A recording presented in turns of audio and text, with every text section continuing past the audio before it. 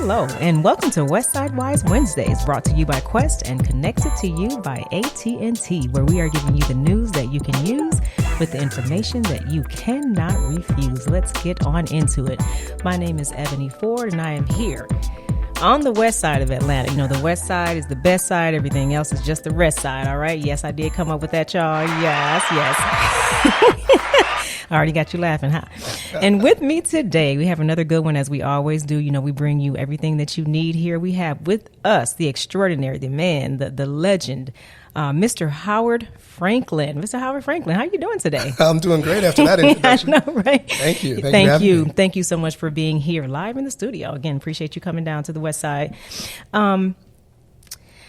Me and you have talked a little bit about what it is that you do, and I know that you do a lot, right? So we're going to kind of unpack a little bit of that today, but we're going to start with, you are a lobbyist, and I know that's very simple, right, in comparison to what you actually do. Can we go ahead and dive into what exactly does a lobbyist do? Yeah, sure. And this is a great time to be having that conversation because I came here from the Georgia General Assembly, from the state capitol. Straight from it, day 16. Mm-hmm. And as many people know, and if you're an avid reader of newspapers or following news in television and radio land, you might hear about something called the Georgia General Assembly. Mm-hmm. Every year, lawmakers from across the entire state descend upon the capital city, Atlanta, for 40 legislative days to make the rules, the laws that apply to the entire state. The only real statutory requirement they have every year is to pass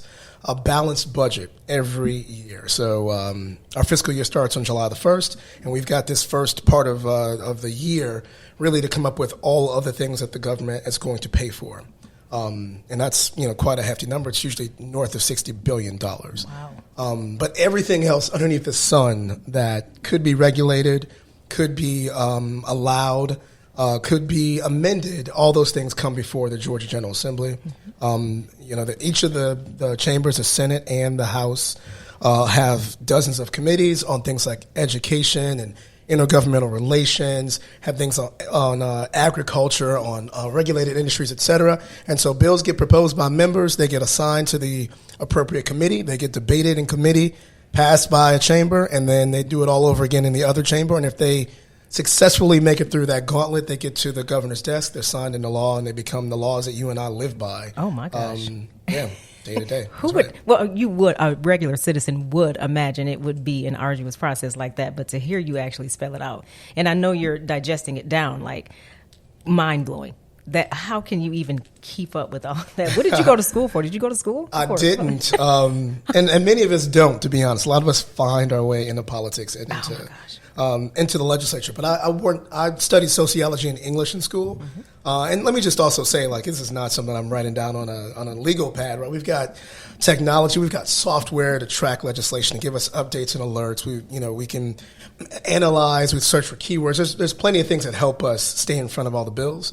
And the challenge is every year for this 40 legislative days, this session, we tend to see about 2,000 bills put forward by 236 members. So it is a lot to cover, for sure. Absolutely, yeah, and we appreciate your work, for sure. Thank you. And also, I don't want to forget this. I mean, this is huge. I'm so sorry I didn't address this in the beginning. You are also the founder and the CEO of Ohio River South. I'm an entrepreneur. That's You're an entrepreneur as well. I'm that's the first category. That should have been first, right? Absolutely, all yes. good. Got ahead of myself there.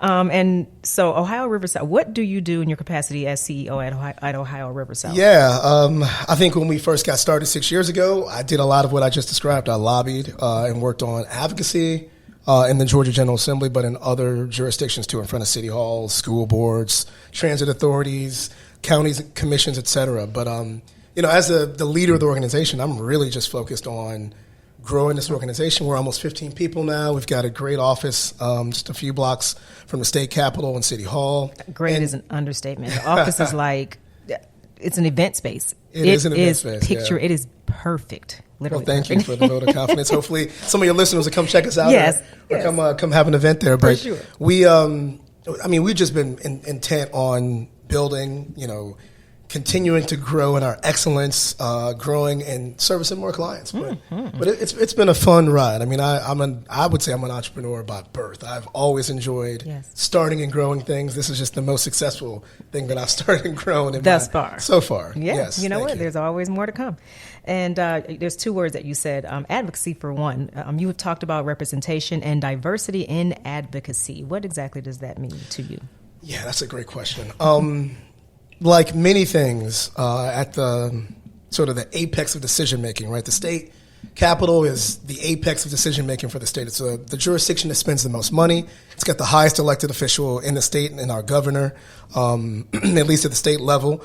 And there's, as I mentioned before, a tremendous amount of resource, money that flows through just the appropriations process. And like a lot of things in our country that, have tremendous impact on community, not enough people with diverse backgrounds sometimes find their way to those professions. Absolutely. I was lucky. I was really lucky, and all this just happened. But the late Bunny Jackson Ransom, who just recently passed away, she and I met at the beginning of my career. I was working in trade, public relations, but really wanted to find a way to give back to my community, to be the person that I imagined I would be when I was this hard-charging college student at Morehouse College and was on the debate team and in the SGA and a student leader in a bunch of ways, a managing editor of the newspaper. So really, I saw myself as being a bit more corporate than I thought that a bit sooner than I would have gotten there. And I just said, hey, let me find something cool to go volunteer for.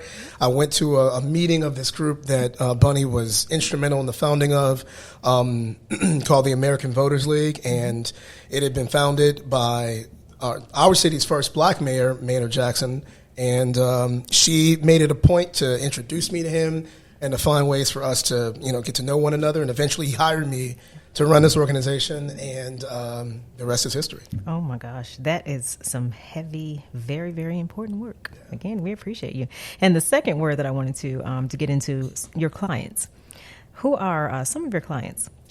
Yeah, the good that you news, can mention. Yeah, of course. No, I'll say two things. One, the state requires us to disclose who we work for. So that you can look up who we're working for at any given time. We are required to register and to explain when we're spending money on their behalf and when we deregister the whole 9 yards. So all that stuff is there's plenty of sunshine for it. But why I hesitate is because probably about 2 years ago, the company got big enough that I can't remember all the names of the clients that we work for, which is a great problem to have. Yes. But if I were just picking a few, and I won't call them my favorites because I'll probably get in trouble, but we do work on behalf of the Atlanta public school system. So we're super excited about that. As an APS parent myself, yes. And a City of Atlanta resident, I'm super excited about the work. We recently started working with the APS school system.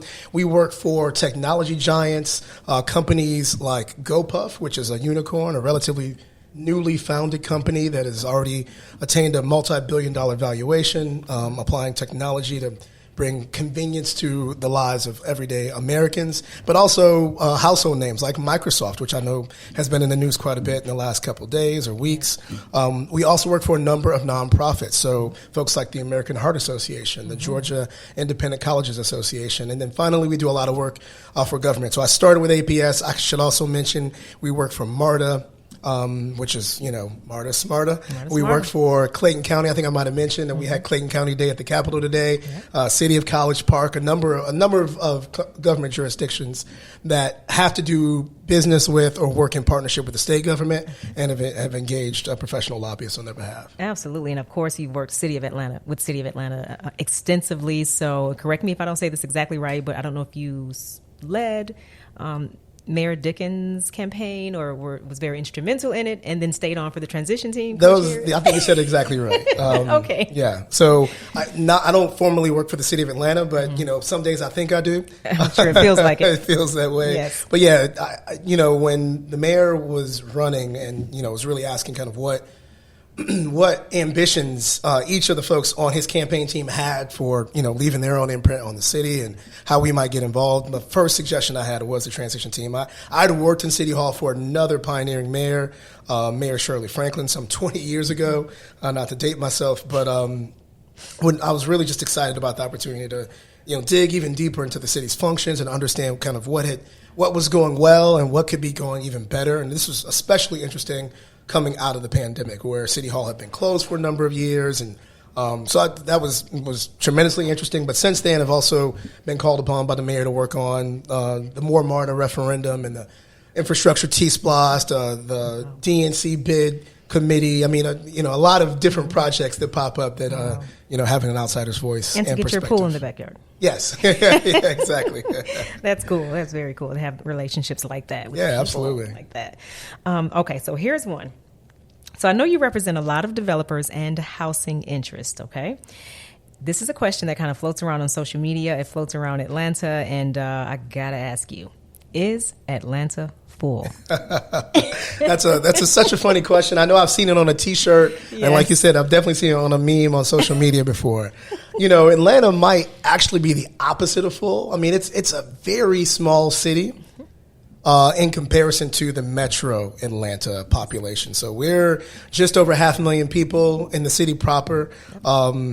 Via the last census, but Metro Atlanta, depending on who you're asking, is between 5 and 6 million people. And so when you think about it, the city of Atlanta's population is less than 10% of the metro, which has all sorts of really interesting and sometimes not so positive political implications, which I'm happy to talk a little bit about. But so let me just say definitively, no, Atlanta is not full. There's lots of room.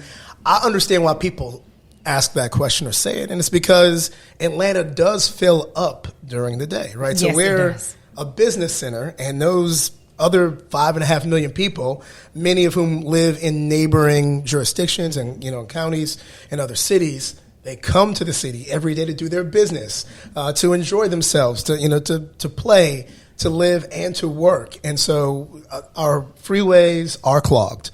And I can acknowledge that part of it. But I've, worked in and traveled to a lot of other cities that have much more density, that have gone much more vertical, and that are much closer to being full than Atlanta is. Yeah. Yeah. For me, I don't have the vantage point that you have to kind of see that Atlanta is technically not full, but just being here, like a lower level view of it, it doesn't appear to be full to me. That's just a regular citizen talking there.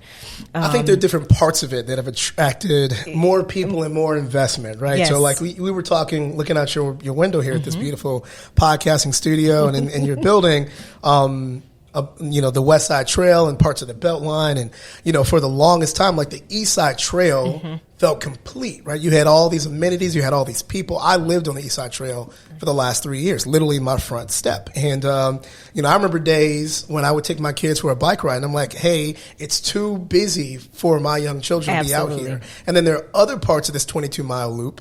And I should also just disclose that the Beltline's also been a client, but cool. Other parts of this loop that don't have nearly the amount of attention or investment or population currently enjoying the amenity. And so I think when you start to equalize where people are, it'll feel less full. Yes. It'll feel more equitable, I hope. And that's the key word. And living here on the West Side Trail is my closest connection point to the Beltline. And it's so beautiful, the views, because we are closer, as me and you talked about a little bit earlier, we are closer to downtown and Midtown than the East Side Trail is. So I know that one day when the investment and the interest comes, it is going to be awesome. But right now, there is no one on it. Yeah, but I guess I'll enjoy it, right? Yeah. Because my 7-year-old can certainly ride his bike and not have to worry about getting run over. Yeah, so I agree with you. I do not think that Atlanta is full. Hey, you guys are going to go ahead and take a break, pay some bills, and come right back. Hi, it's Ebony Ford, host of Westside Wise. Access to affordable, reliable, high-speed internet is more important than ever. That's why AT&T is furthering its efforts to help bridge the digital divide by offering new solutions that help households here in Atlanta and beyond stay connected to work, education, healthcare, and more. AT&T has worked to reduce barriers to the cost of home internet service by combining access from AT&T, which provides low-cost internet service for eligible households, with the Federal Affordable Connectivity Program benefit. Eligible households can get free home internet service. I discovered access from AT&T at a time when I had no car, no job, no money, no internet. It was the segue for me to be able to apply for benefits, look for childcare programs, look for jobs, and attend training. It literally was my foundation to be able to get back on my feet. And it all started with access from AT&T. Terms and restrictions apply. Speeds up to 100 megabits per second where available. Learn more at att.com/internet/access.